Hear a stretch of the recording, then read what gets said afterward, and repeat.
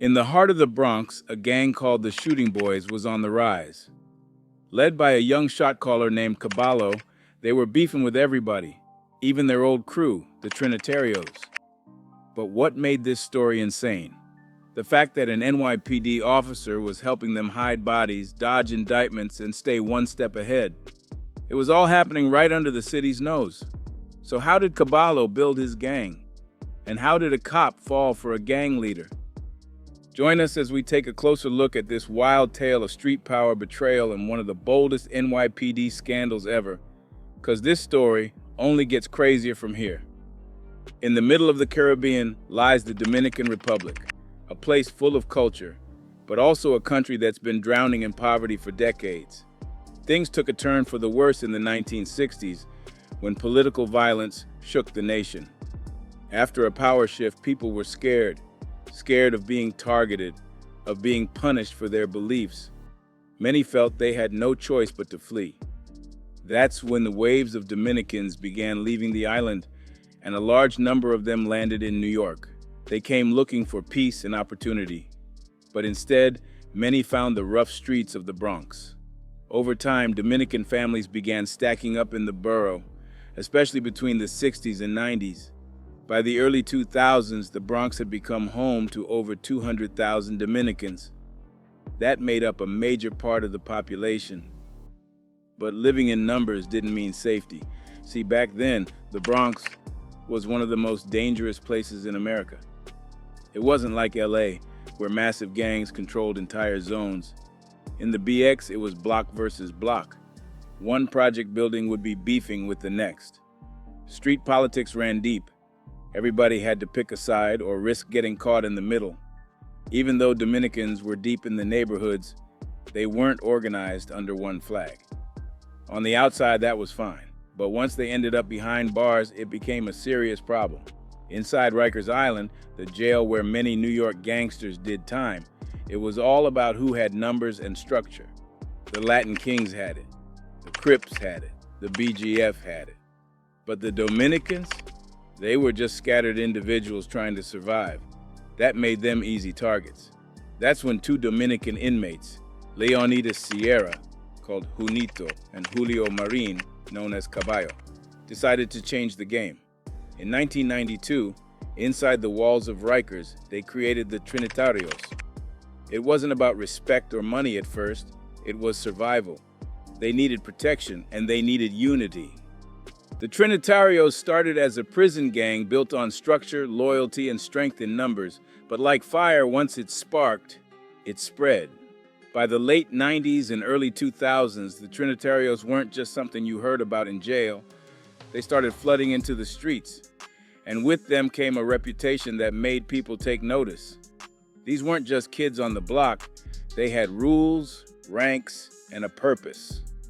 The top boss was called the Primera, the one who called the shots. His right hand was the Segundo, who made sure orders were carried out and everyone stayed in line.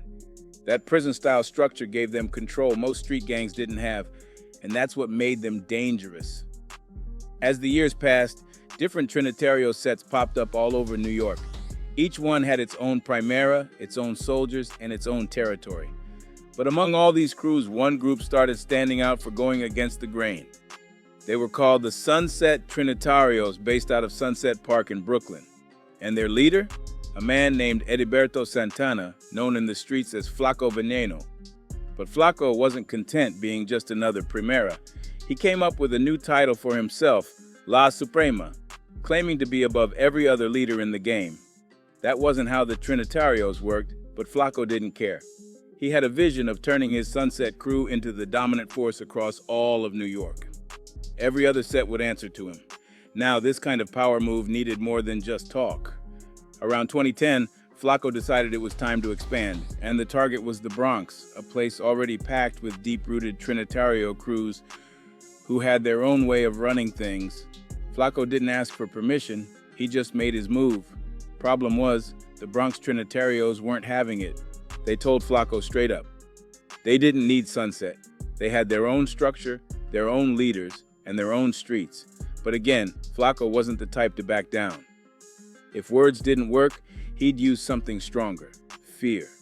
In 2011, Flacco sent his Brooklyn boys into the Bronx to start recruiting. At first, it was low-key. Try to convince. Try to talk.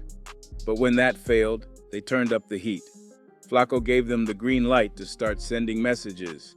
And on the streets, that means one thing: violence. Within 2 years, things got bloody. Sunset Trinitarios were suspected of taking out at least 3 members from Bronx-based sets. These weren't random killings, these were warnings. A message that Flacco wasn't asking for a seat at the table. He was flipping the whole thing over. People started paying attention. Even Trinitarios, who once laughed off Flacco's ambition, began falling in line, or keeping their heads low.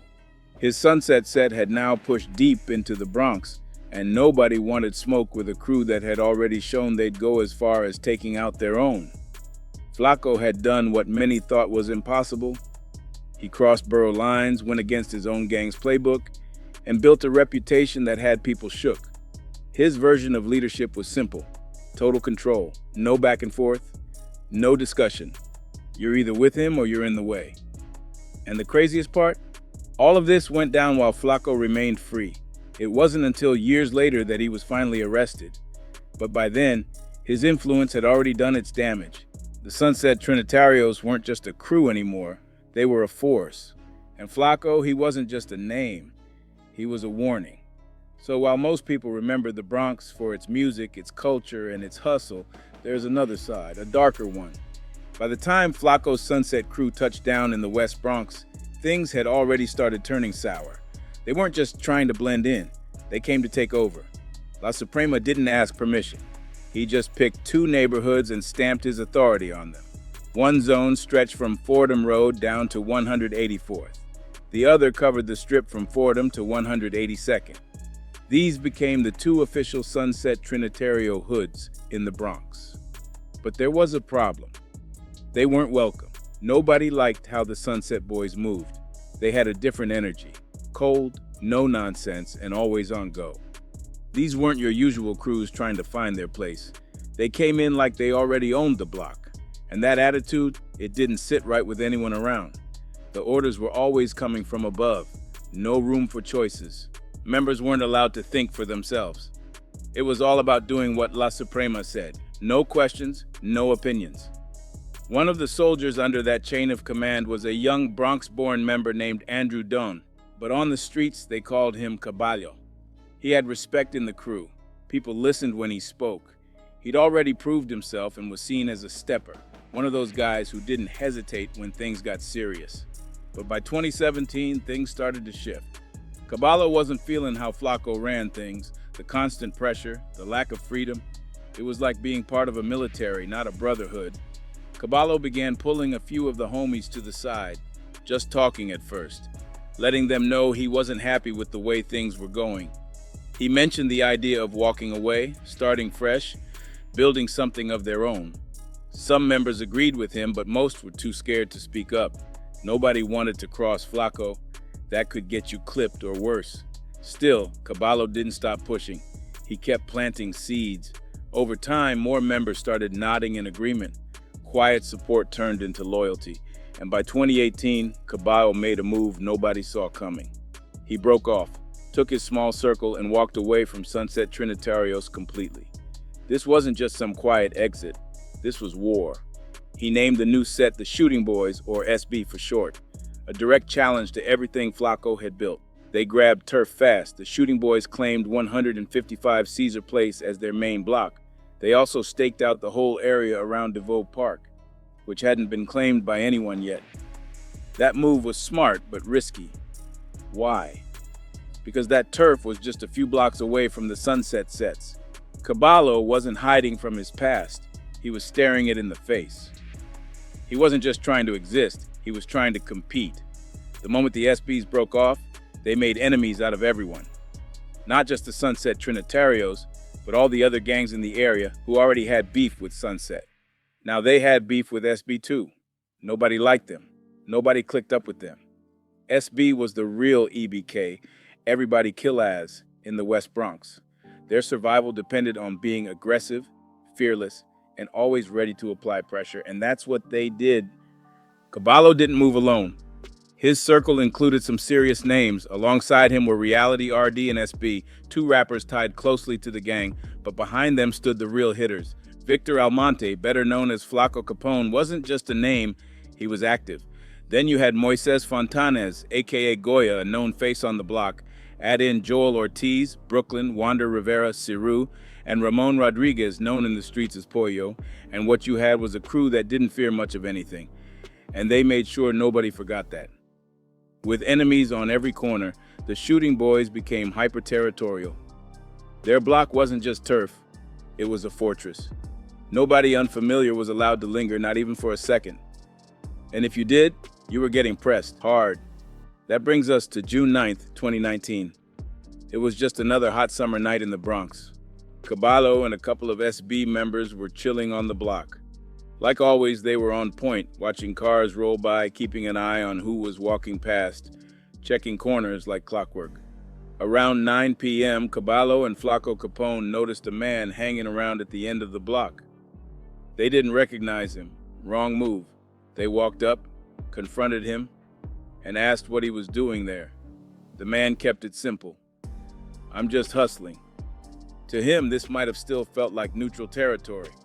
But Caballo saw something else, disrespect. Someone trying to operate on his turf without permission. So he pressed the guy harder, applying pressure until the man turned around and tried to run. That's when Caballo made a decision that would define the gang's reputation. He didn't just let him go, he acted. And while the man survived after being rushed to the hospital, that moment became a turning point. It was bold, reckless, but it was effective. The message was loud and clear. This is our block now. That kind of violence might sound common in places like Chicago, but New York? Incidents like that don't just happen every week. It made people take notice. It made the SB name spread. And crazier than all of that, Caballo and Flaco Capone got away with it. After that, they started moving different, more aggressive, more strategic. They weren't trying to stay low. They wanted the Bronx to know exactly who they were. And once they realized they could push the line and get away with it, they leaned all the way in. What happened 2 weeks later would only take things even further. You see, summer in the Bronx always comes with heat, but in 2019, it wasn't just the weather. The streets were boiling with tension. On Sunday, June 23rd, the Sunset Trinitarios had gathered deep in their zone right on 182nd Street and Grand Concourse. They weren't expecting smoke that day, but the shooting boys, led by Caballo, had other plans. Word quickly got to the SBs that their former brothers were chilling in their usual spot.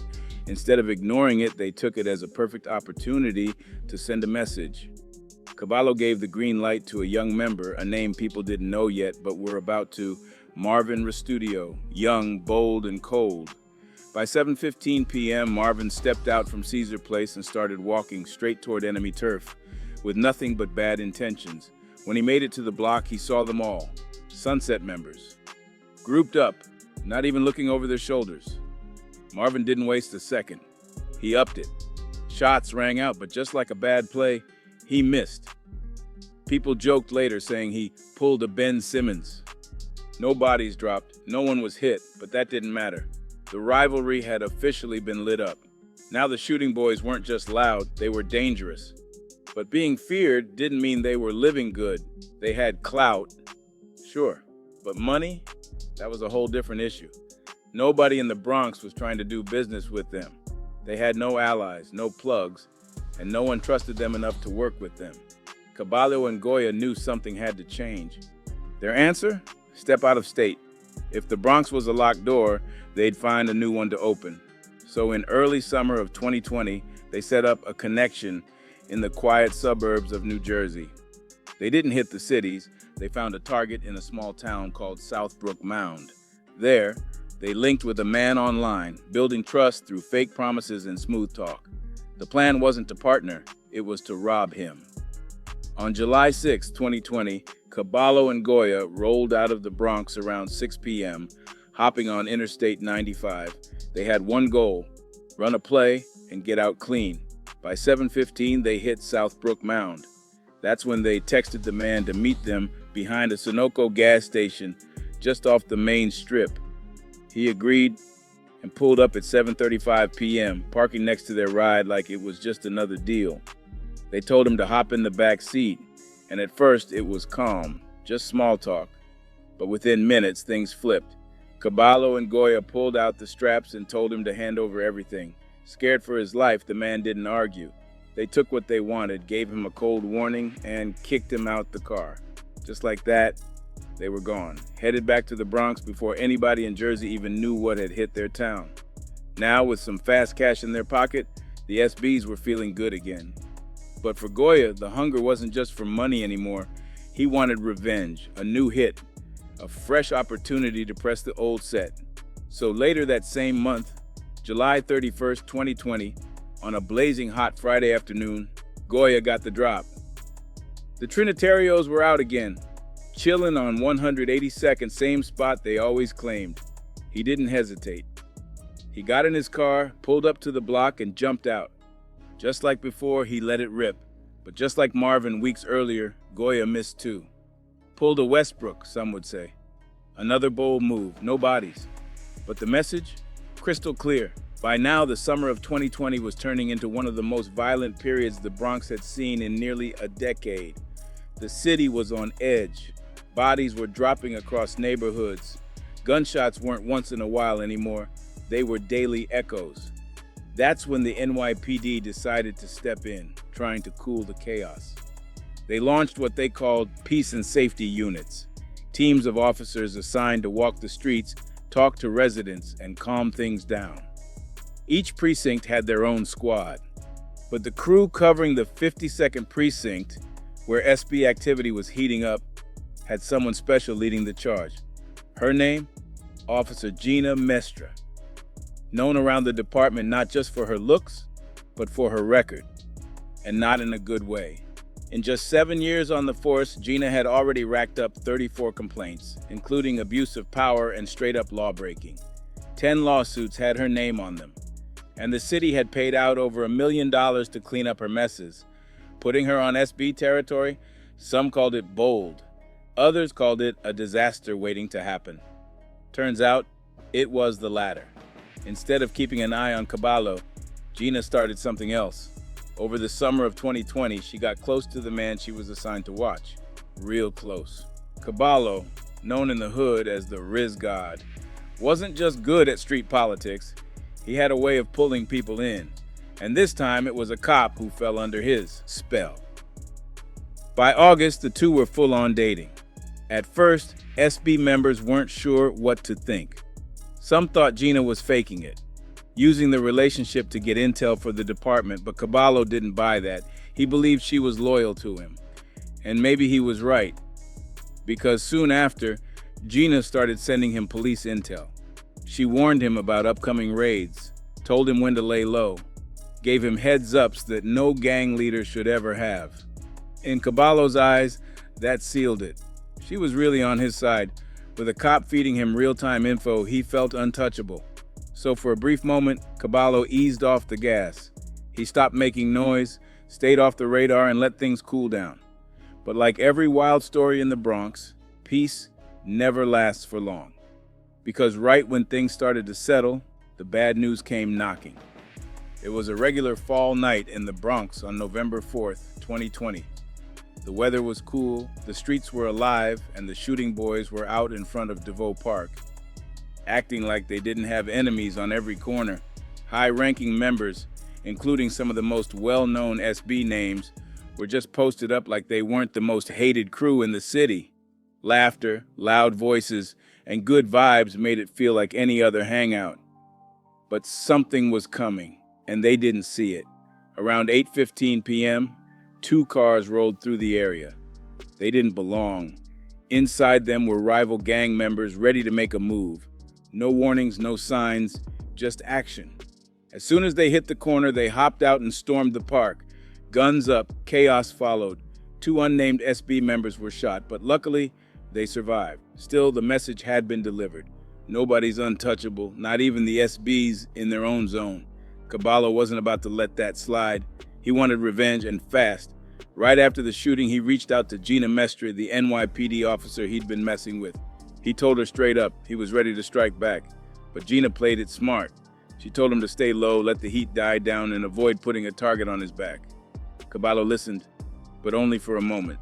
By the next morning, November 5th, 2020, Caballo's anger had taken over. He wasn't staying low. He had something planned, and he wasn't waiting for anyone's approval.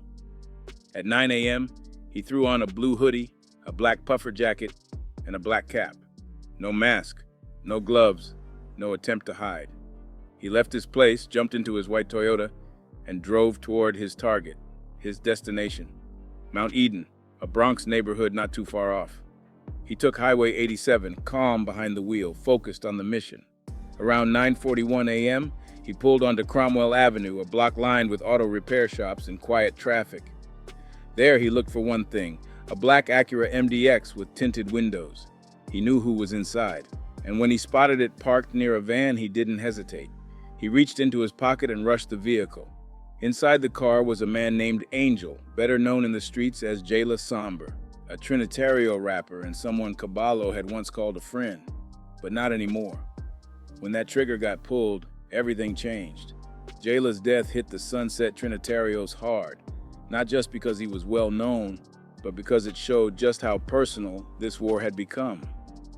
Later that day, Officer Gina Mestre sent Caballo surveillance footage from the scene. It showed everything, his face, his clothes, his car. But lucky for him, the incident happened in the 44th precinct, where officers didn't recognize him. Gina could have reported him, but she didn't. She stayed silent, for now. Still, Gina warned him. "It's only a matter of time," she texted. If the footage landed in her hands through official channels, she'd be forced to confirm his identity. She was walking a tight line, and it was only getting thinner. That moment came quicker than they expected. When the footage finally made it back to Gina's precinct, she had no choice. She identified the man in the video as Andrew Dunn, also known as Caballo. But before anything could happen, she did one last thing. She tipped him off. She sent him a final message: "Get out now."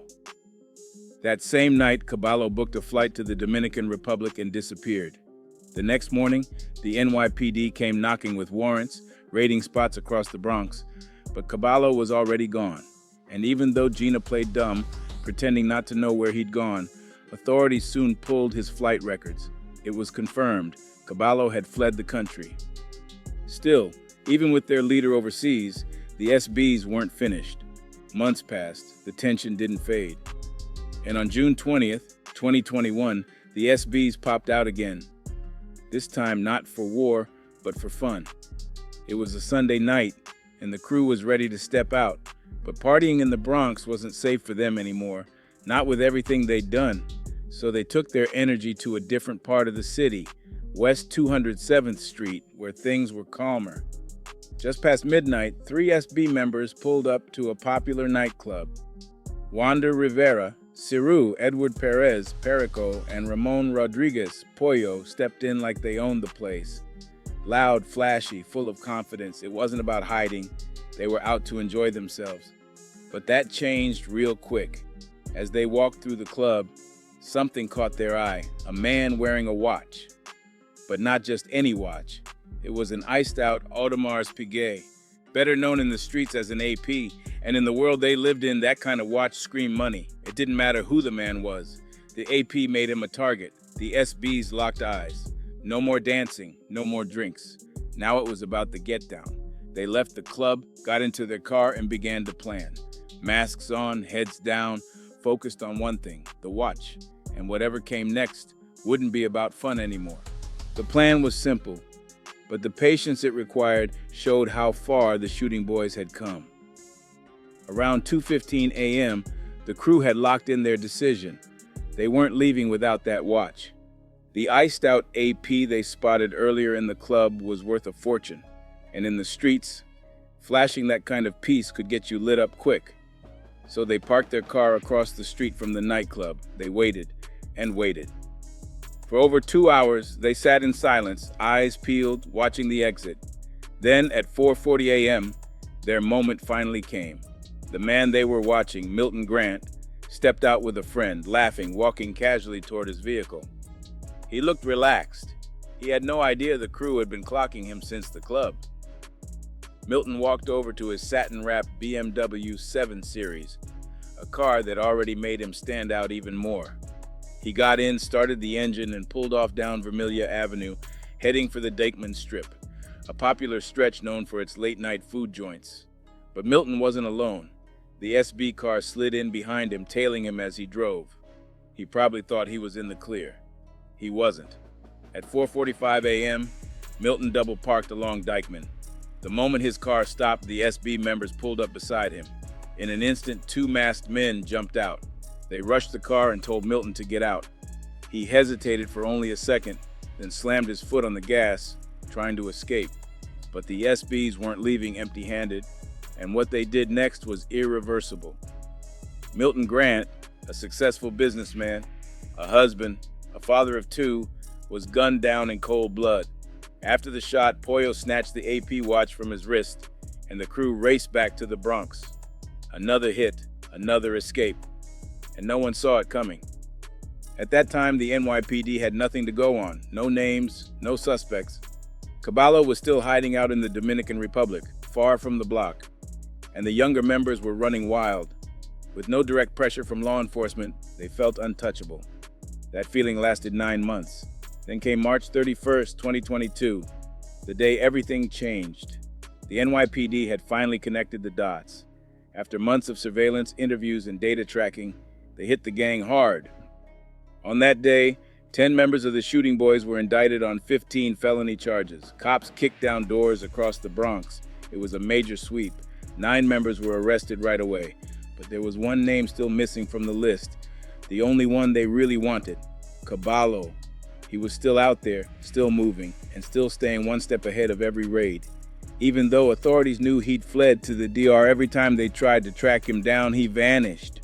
The whole thing turned into a cat-and-mouse game. Every lead hit a dead end. Some officers started asking questions. How was Caballo always disappearing right before they got there? Was he just lucky? Or did someone inside the system tip him off? That question lingered. But then, in late April 2022, the chase ended. U.S. Marshals located Caballo. He was finally taken into custody and brought back to face the weight of everything he'd been running from. The charges weren't small, and neither was the sentence. On November 17th, 2022, Caballo pleaded guilty to the November 5th, 2020 killing, the one where he walked up to a black Acura on Cromwell Avenue and ended the life of Jayla Somber, his one-time friend. The court didn't hesitate. He was sentenced to 35 years to life. But even after this major takedown, police weren't satisfied. Something didn't sit right. There was too much precision in how Caballo had dodged raids. Too many times he had escaped just in time. Officers couldn't ignore the possibility. Either he's a genius or he had someone on the inside. At the same time, 4 SB members were still on the streets. The remaining names, Ciru, Perico, Pollo, and Vladi SB. With their numbers cut and their leader locked up, these final few knew they had to keep their heads down. But on New Year's Eve, December 31st, 2022, the 4 decided to celebrate, just not in the Bronx. They made a move across state lines to Elizabeth, New Jersey, around 45 minutes away. The logic was simple: stay out of enemy territory.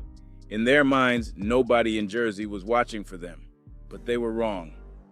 After a night of partying around 3 a.m., the SB crew walked out to First Street. It was quiet, no crowds, just cold air and city silence. Vladi SB broke off from the group and strolled toward his car. Out of nowhere, a man in a mask appeared, gun drawn, no warning. Just like that, Vladi SB was gone. It was the first major loss for the SBs, and it hit them hard. Nobody expected it. And the timing raised more questions. How did their enemies know where they were? With the indictment fresh and now Vladi's death on the board, it became clear. The SBs were on their last legs. The crew was down to 3, Ciru, Perico, and Pollo. And while they had dodged the earlier raids, their freedom wouldn't last. They thought they were in the clear for what happened to Milton Grant on Dyckman. But the NYPD never sleeps. Over time, they studied surveillance, connected phone data, and ran through every lead. Piece by piece, the truth came together. And after nearly 2 years, the case that began with a watch, a plan, and a brutal hit was finally solved. By April 19th, 2023, the last few pieces of the puzzle were falling into place. Ciru, Pollo, and Perico, the final 3 shooting boys still moving around, were taken off the streets. After dodging cops and indictments for years, they were finally arrested. All 3 were now facing 35 years to life for their roles in the crew's violent run across the Bronx and beyond. It was a win for the NYPD, a big one. But even after all that, they weren't ready to close the case. The part they couldn't shake: how Caballo, the founder and leader of the gang, managed to dodge every raid for so long. That question led to something nobody expected. After launching an internal review, police finally confirmed what many had suspected. Officer Gina Mestri, the NYPD cop once assigned to patrol SB territory, had been in a relationship with Caballo. At first, that alone didn't mean she'd broken any laws. Relationships like that are against NYPD policy, sure, but not necessarily criminal. So instead of charging her, they just made her resign quietly in May 2022. But that wasn't enough. Gina already had a bad reputation. Over the years, she had racked up 34 complaints, cost the city over $1 million in lawsuits, and had been involved in multiple misconduct cases. Officers started asking, was she really just dating him, or was she helping him run the gang from the inside? So they got a warrant to search her phone, and what they found shocked everyone. It wasn't just friendly texts or shady messages, it was full-on betrayal. Gina was feeding Caballo classified police information, not once, not twice, but repeatedly. She told him about ongoing investigations, gave him early warnings about raids, and even told him when to leave town. That alone was serious, but what came next was even worse. The department discovered that Gina had gone further than anyone thought possible. She had been naming witnesses, people who were helping investigators build cases against SB. She gave Caballo names of cooperating rivals, letting him know who was snitching. Even worse, she passed along grand jury details, a type of information that's supposed to be sealed and only available to prosecutors. This wasn't just misconduct, this was criminal. Gina didn't just break NYPD rules, she broke the law, and she put innocent lives in danger doing it. As one officer put it, she put witnesses in harm's way while taking home $130,000 a year from taxpayer money. And the final nail? Police found proof in her texts that she had helped Caballo escape the U.S. after he killed Angel Barrero in November 2020. She had told him the exact time to flee the country, just before investigators were closing in. That was all the department needed. Dunn's sentence should highlight that anyone who exacerbates violent crime in our community will face a lengthy prison sentence. Caballo, real name Andrew Dunn, had been sentenced to 35 years to life, and he wasn't just facing time for Angel's murder. Under federal documents and court statements, Caballo had led the SBs in running drugs across the Bronx, crack, heroin, coke, weed, while engaging in an all-out war with the rival crews, especially the Trinitarios. His gang had sparked multiple shootings, both against enemies and innocent bystanders. The violence all came to a head when Caballo approached Angel Barrero on Cromwell Avenue, opened fire through the car's passenger side window, then circled to the driver's side and shot him again. After that, Caballo went ghost, fleeing to the Dominican Republic with help from Gina. He was arrested by U.S. Marshals in April 2022, months after the NYPD's Big Bronx takedown. Caballo had originally been charged with 9 other SB members back in March 2022. By the end, all of them had pled guilty. Some had already been sentenced. Others were still waiting to hear their fate. And even after all that, the department still had work to do. Investigators knew that Caballo's ability to stay one step ahead for so long didn't come from street smarts alone. They knew someone had helped him, and that someone was wearing a badge. So by the time the feds got their hands on Gina Maestri's phone, everything finally made sense. For years, officers wondered how Andrew Dunn, better known as Caballo, stayed one step ahead. Every raid missed him by inches, every move the NYPD made. He seemed to know before it even happened. Now it was clear. Gina, the officer from the 52nd Precinct, wasn't just involved. She was the inside plug. She didn't just cross the line, she erased it. Damian Williams, the U.S. attorney in Manhattan, didn't hold back. Gina Mestra shamelessly exploited her position of public trust to assist gang members in her own precinct, committing robberies, murders, drug trafficking, and other acts of violence. She wasn't helping from the sidelines, she was in the middle of it. After she started dating Caballo, Gina didn't just keep things quiet. She gave him and his gang classified information. And not just once.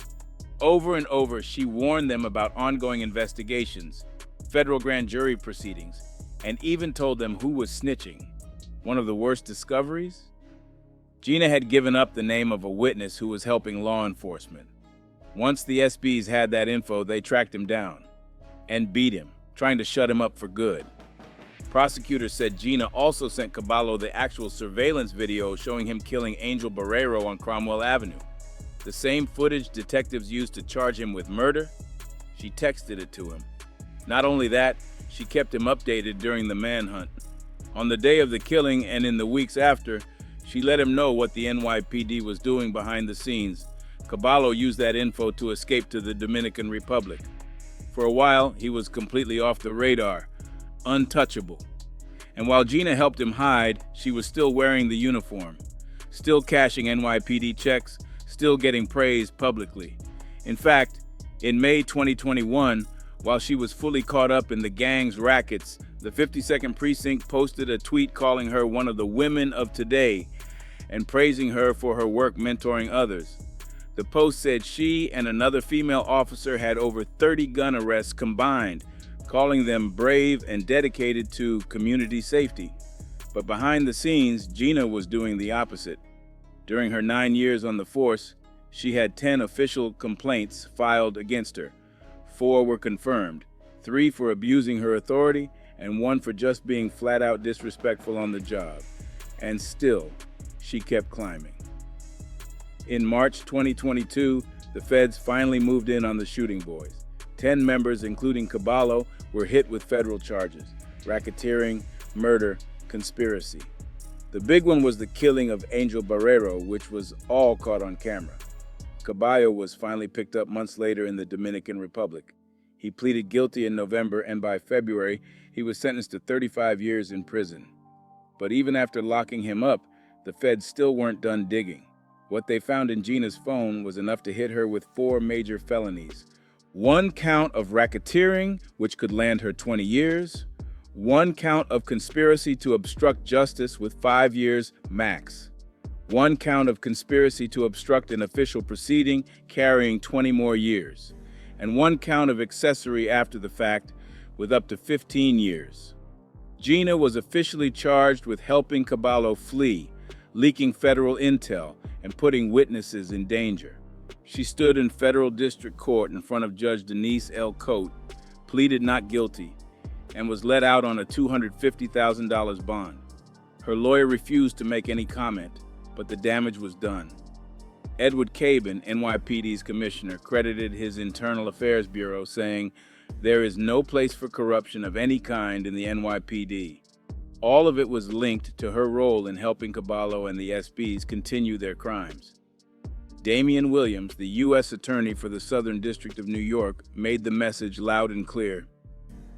Andrew Dunn, dissatisfied with his membership in the Trinitarios gang, decided to perpetuate gang violence in New York City by breaking off. His decision created a rivalry, which led to increased acts of violence, multiple shootings, and the tragic murder of Angel Barrero. And that brings the story full circle. From the formation of the Shooting Boys to the violent turf wars to the shocking twist of a cop falling in love with the gang's leader, every detail was wild. But it's clear now, Gina's career is over. As for the NYPD, they cleaned house. They brought down 10 gang members, including the top dog himself. Even the officer protecting him didn't walk free. And when it comes to New York crime stories, this one proves something: you can run. You can lie. You can even hide behind a badge. But sooner or later, it all comes crashing down. The rise and fall of the Shooting Boys wasn't just another gang story. It was a lesson in how deep the streets can reach, and how even those sworn to protect can end up playing both sides. From Caballo's violent leadership to Gina Mestra's betrayal in uniform, every move led to chaos, fear, and eventually justice. The NYPD's takedown was massive, but it leaves behind one question. How many more like them are still out there? In a city as big as New York, this case might be over, but the war on the streets is far from done. Do you think there are still more dirty cops helping gangs like this in secret? Should Gina Mestra face more time than the gang members she helped protect? Let us know what you think in the comments box below. And if you liked how we presented you this video, hit that like button and make sure to subscribe for more.